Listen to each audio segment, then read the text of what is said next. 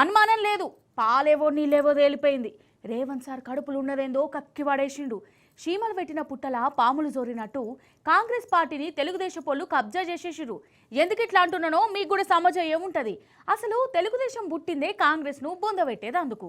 Telugu Desam party అంటేనే తెలంగాణను ఆగం చేసిన పార్టీ. అసొంటి పార్టీ మన తెలంగాణలో లేకుంటాయిందని మన రేవంత్ సారు చాలా శోకాలు పెడుతుండు.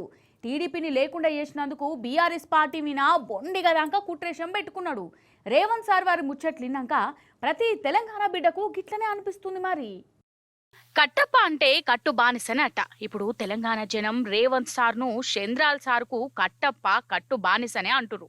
సార్ మాటలు గట్లున్నాయి. మీరు కూడా ఈయనే ఉంటారు. ఏమన్నాడో ఎరికే కదా. తెలంగాణలో టీడీపీ లేకుండా చేసినందుకు బీఆర్ఎస్ పార్టీ గద్దలు వలగొట్టాలనా?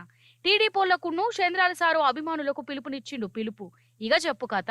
అసలు ముఖ్యమంత్రి మాట్లాడవలసిన మాటేనా? అసలు రేవంత్ సార్ మనసులా ఏమున్నది? సారు కాంగ్రెస్ పార్టీలు ఉన్నాడా, తెలుగుదేశం పార్టీలు ఉన్నాడా? అసలు తెలుగుదేశం పోలు కూడా చంద్రాల సార్కు గింత గులాంగిరి చేయలేదు కావచ్చని అంటుర్రు రేవంత్ సార్ ముచ్చట్లిన్నాక. అసలు మన రాష్ట్రంలో తెలుగుదేశం పార్టీ ఎందుకు లేకుంటైందో లోకమంతా ఎరికే. అసలు సమైక్య రాష్ట్రం ఉన్నప్పుడు మన తెలంగాణను వెనుకకు పడేసిందే తెలుగుదేశం ప్రభుత్వం. ఇక మన తెలంగాణ మనకు వచ్చినాక మన తెలంగాణ ప్రభుత్వాన్ని బద్నాం చేసి కుట్ర నడిచింది. ఓటుకు నోట్ల కట్టలతోనే ఎమ్మెల్సీలను కొందామని చూసింది. ఇంలా రేవంత్ సారే చంద్రాల సారు పంపిన బ్యాగు పట్టుకొని పంచే కార్యం పెట్టుకున్నాడని లోకమంతా చూసింది. గట్లా మన తెలంగాణ మీద కుట్రేషం వేసిన టీడీపీని మన కేసీఆర్ సారు కరకట్ట అవతలకు సాగదోలిండు. 10 ఏళ్ల బీఆర్ఎస్ పాలనలా తెలంగాణ దేశానికే కొత్త తొవ్వ చూయించింది. కానీ ఇప్పుడు ఏమైతుంది? మళ్ళా పాత కథకొచ్చింది. తెలంగాణను ఆగం చేసే కుట్రలు నడుతున్నాయి. 10 ఏళ్లు కిక్కుమానని చంద్రాల సారు రేవంత్ సారు ఈడ ముఖ్యమంత్రి కాగానే ప్రాజెక్టుల పేర్లు చెప్పి మన నీళ్ళనెత్తుకుపోయే పని పెట్టుకున్నాడు. దానికి మన రేవంత్ సారు కూడా మస్తు సపోర్ట్ చేస్తుండని చిన్న పోరనికి కూడా అర్థమవుతుంది.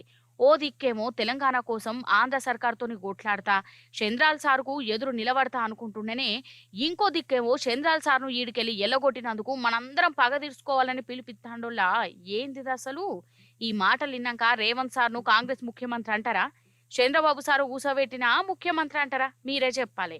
ఇంకా బీఆర్ఎస్ గద్దెలు ఊలగొట్టాలన్నట. గద్దెలు ఎంత పగ పెట్టుకుంటే గిట్లా అంటాడోలా. అసలు బీఆర్ఎస్ గద్దెలు ఎందుకు ఊలగొట్టాలి? తెలంగాణ తెచ్చినందుక, ప్రాజెక్టులు కట్టినందుక, మన నీళ్లు మన నౌకర్లు మనకే అయినందుక, మన తెలంగాణను డెవలప్ చేసినందుక, ఇవన్నీ మనకు అయినందుకు రేవంత్ సారు ఓర్చుకోకనే గిట్లా గద్దెలు ఊలగొట్టమంటుండా. నేరి అధ్వానం కాకుంటే ఇంకేంటిది? బీఆర్ఎస్ జెండా గద్దెలు కూల్చాలని మాట్లాడుతుండు. బిడ్డను బీఆర్ఎస్ జెండా గద్దెల దోలికొస్తే నీ గద్దె కూల్త జాగ్రత్త అని చెప్పి హెచ్చరిస్తా ఉన్నాం. దుమ్ము అయిపోతావు బిడ్డ నువ్వు.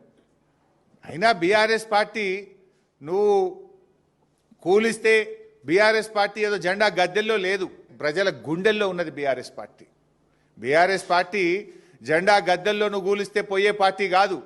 తెలంగాణ ప్రజల గుండెల్లో పుట్టిన పార్టీ బీఆర్ఎస్ పార్టీ, ప్రజల హృదయాల్లో ఉన్నటువంటి పార్టీ బీఆర్ఎస్ పార్టీ. ఈ హౌలా మాటలు బంద్ చేయి, పిచ్చి మాటలు బంద్ చేయి. 6 గ్యారంటీల మీద దృష్టి పెట్టు. కాదా మరి? ఇది ఒక్క బీఆర్ఎస్ లీడర్ల మాటనే కాదు, ప్రతి తెలంగాణ బిడ్డ మనసులో ఉన్న మాట. అసలు మన తెలంగాణకు పెద్ద శత్రువు ఫస్ట్ పగోడు చంద్రాలు సారే అని అందరూ అంటుంటే, రేవంత్ సారేమో గదే చంద్రాల సార్ కోసం ఇంతగానో తండ్లాడుతుండంటే ఇక ఇప్పటికన్నా అందరికి సమజైంది కావచ్చు రేవంత్ సారు మనసులా ఏమున్నదో, ఏ పార్టీ మీద పానం కొట్టుకుంటుందో. ఓ దిక్కు రేవంత్ సారు తెలుగుదేశం కోసం గిన్నిగానం ముచ్చట్లు చెప్తుంటే, వెనకటి సందున్న కాంగ్రెస్ లీడర్లు ఏం చెప్తాండ్లు? వాళ్ళు ఎందుకు మాట్లాడతలేరు? గిట్లనే నిలదీస్తాండ్లు పబ్లిక్.